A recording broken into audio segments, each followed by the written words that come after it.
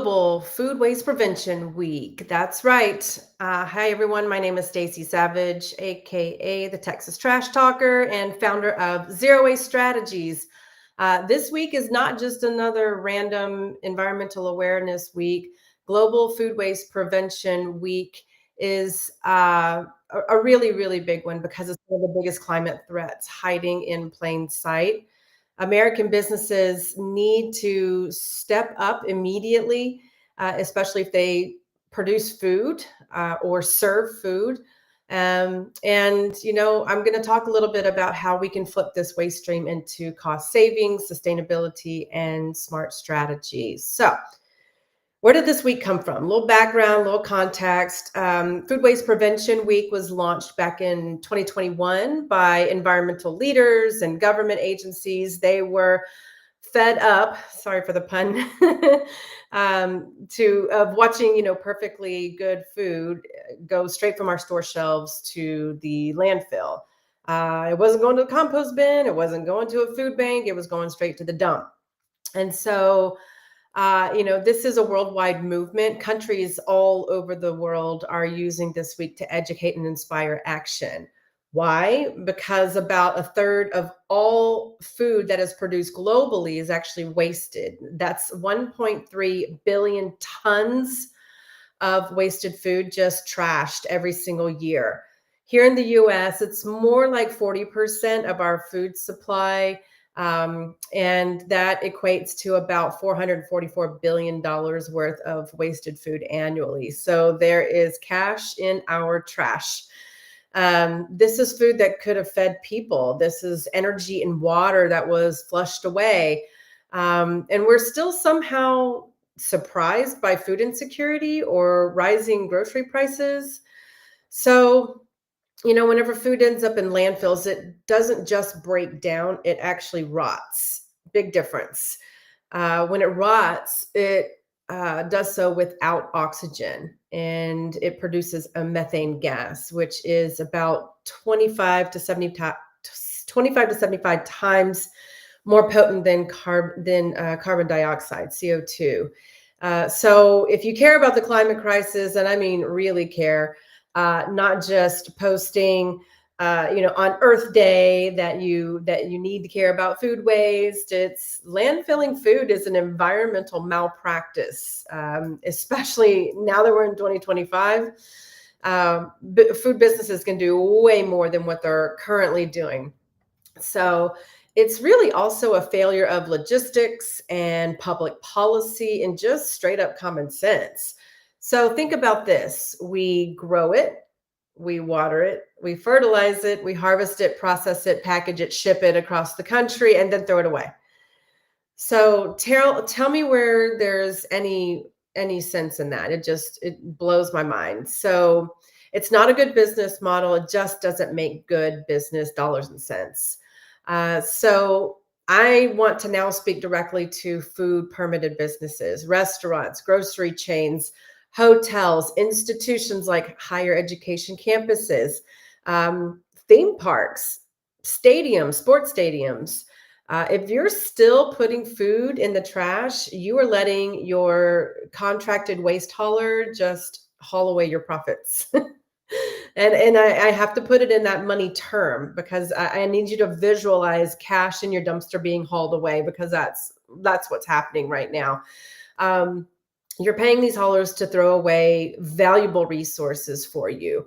And if that doesn't keep you up at night, maybe this will. So the EPA has updated in 2023 its wasted food scale. And that means that that it's the first time in 20 years that we have had an update from this federal agency about how we should be handling food waste and wasted food. There's a lot that can be done to where you follow a hierarchy. So first is source reduction. You don't buy what you can't use. This is just going to save you money in the long run.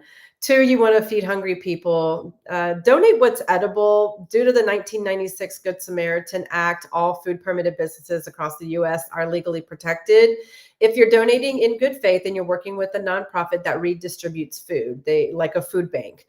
Um, and, you know, you even can reap a tax deduction from that as well. So keep a manifest of what you've donated to which organizations, how much, what is the fair market value of that, and you can get about 15% recovery of what you donated. And so, you know, another thing to think about is if you don't want to do the food donation to hungry people, if that food is non-consumable, it hasn't rotted fully, but it's not safe for humans, you can work with local farmers and ranchers to donate to feed livestock. Those farmers and ranchers need those food scraps as well. And you also want to think about industrial uses, maybe like anaerobic digestion or biofuels. But composting is almost last in the entire wasted food scale. Composting is not trash, it's food for our soils. We can use composting to amend our soils, bring nutrients, minerals, vitamins, all of that good stuff back into the soils that have been so depleted from industrial farming as well. So, you know, the last thing is landfill and incineration, and it's last for a reason because all these other things higher up on the hierarchy is the higher and better ways to use those food scraps or consumable foods. So the truth is, you know, American businesses just kind of skip straight to landfill. It's very wasteful, but it's not only wasteful, it's kind of lazy.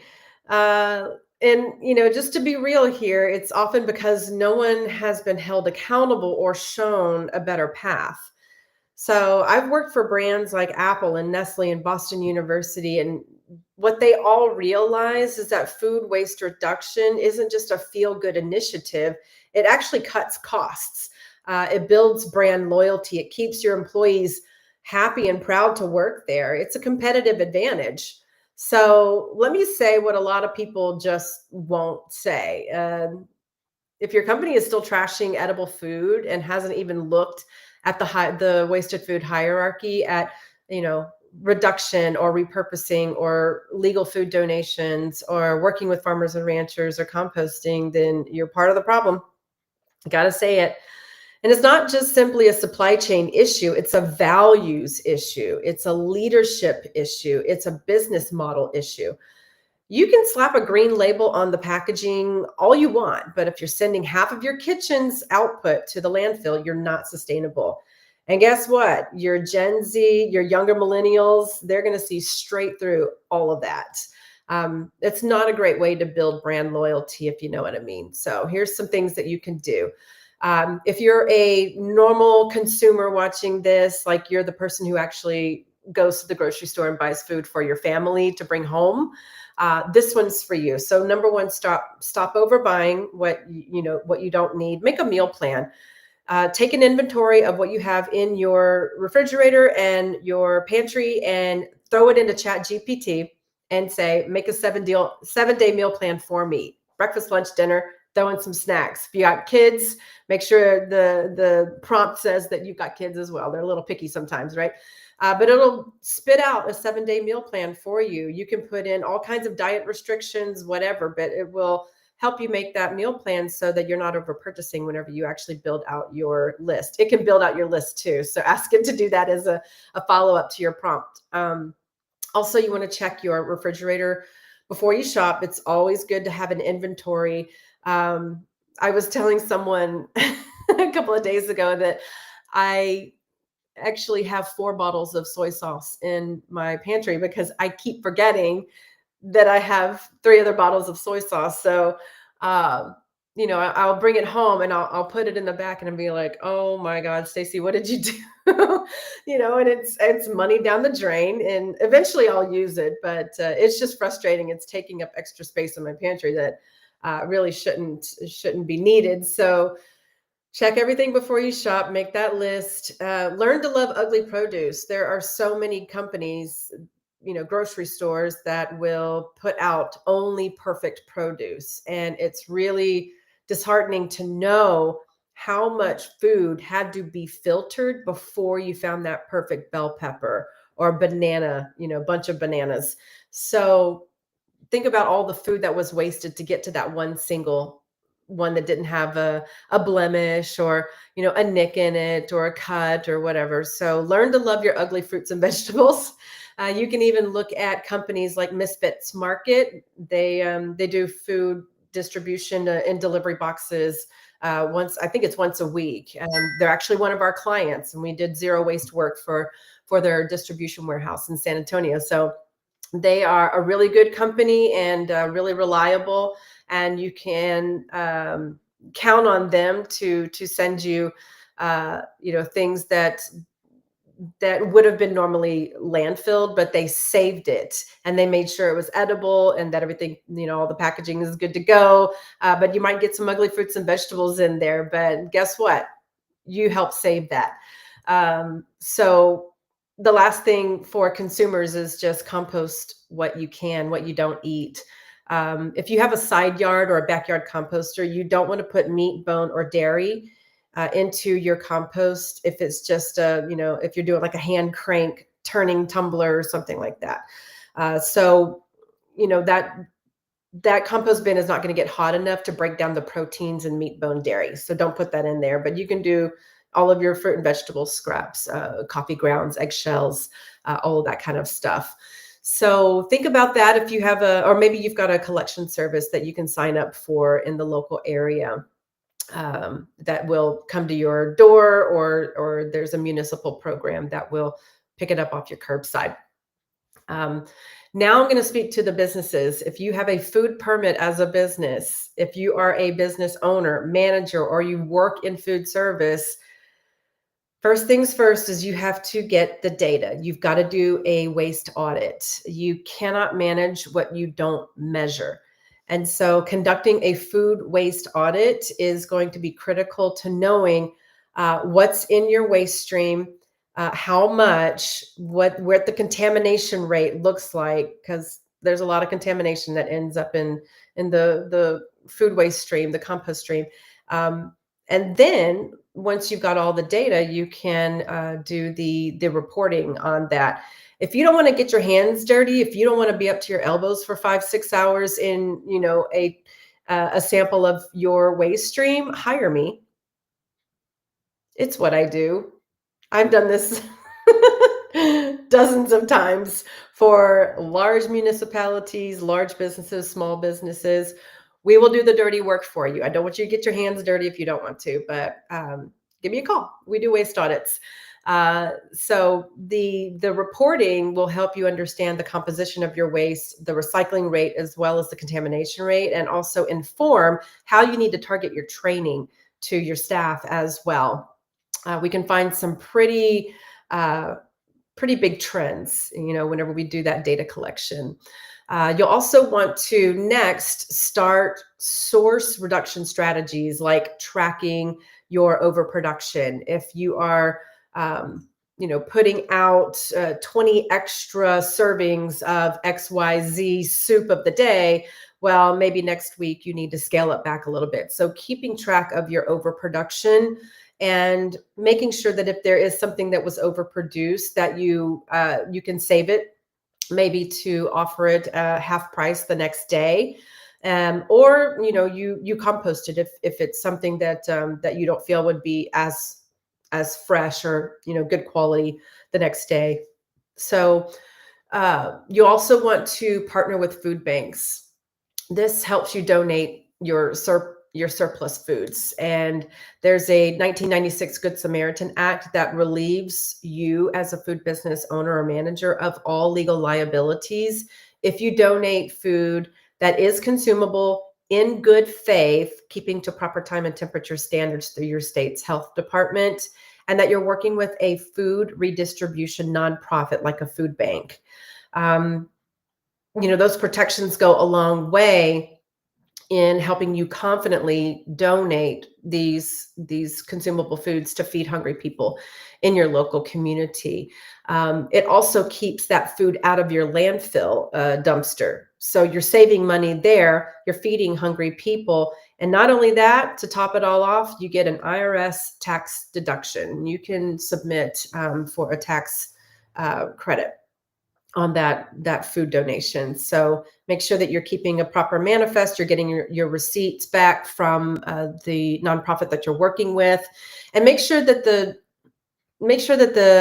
logistics are set up prior to you actually needing them. You don't want to call up the food bank because you had an 8 o'clock catering service job, and there's 4 trays of enchiladas left over. What are you going to do with them? Well, maybe nobody's on call at the food bank at 8 o'clock at night. And you need to be able to have your logistics worked out prior to, your events coming up where you may have surplus foods that you can donate. So get that into place, get an account up and running with them, start to establish a relationship with them. And then, again, work with your local farmers and ranchers. If any of your foods have gone to spoil or they're about to spoil, they're not safe for human consumption, definitely do that food donation to feed hungry livestock. Again, the transportation and logistics issue you need to have worked out prior to. And then, of course, the last thing, compost your food scraps. If you have a compost hauler that comes by and can pick that up for you, they're usually bringing that to an industrial facility. Those industrial facilities do get hot enough to break down meat, bone, dairy, but you need to check with them first if they accept those 3 items. So if they do, it's on. You can compost all your food waste. You don't have to be selective, nor do your employees. And so the last thing is you got to change the habits of your staff. You have to train and educate them and get buy-in. You have to help them feel empowered around their responsible waste diversion practices in the back of the house.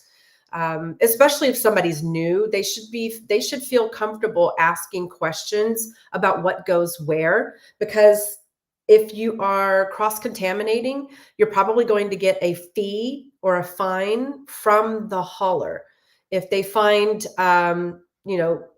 shrink wrap plastics and single-use plastics and soda cans and water bottles and stainless steelware from your kitchen, if they find all of that in the compost bin, well, it's a nightmare for them to have to sort out further downstream when they get those food scraps to their facilities. So make it easy on them, no cross-contamination, but also make sure your newer people feel comfortable asking questions so that managers, trainers, peers can show them the way and help them learn quickly so that they're not the cross-contamination issue or thorn in your side.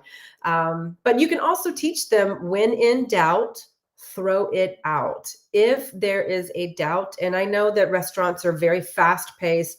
I was a server and a bartender for 9 years. Believe me, I know. Sometimes it's you just got to get stuff out of your hands and go. But it's important to understand that if there is doubt about what is recyclable or compostable, and if they really if they don't have the time to sort it out right then they need to be able to throw it in the trash and not get in trouble for it. So there needs to be a little bit of leniency because of the turn and burn style of many restaurants, and the pressure that employees are under a lot of times to get back out to their tables and provide that excellent guest service. So if you don't know where to start, hire me. I'm your gal. This is what I do. I help you cut waste, save money, turn your operations into a damn good story to tell your investors and your customers. So, food waste is one of the most fixable problems that we've got, but it takes leadership. During Food Waste Prevention Week, I challenge every single one of you personally and professionally to rethink what you're tossing out and how you can reprioritize using the EPA wasted food scale hierarchy. And then we can stop pretending that food waste is somebody else's problem, right? It's our problem. The solutions are right in front of us, but we have to take bold leadership and step into that service to our planet and to treating these resources, these valuable resources, with the respect that they deserve, and our planet with the respect that it deserves. So thank you for tuning in. Drop your questions in the comments. Share this with businesses that you think might need to hear it. And I am down to talk trash with y'all any day of the week. Thanks. Bye.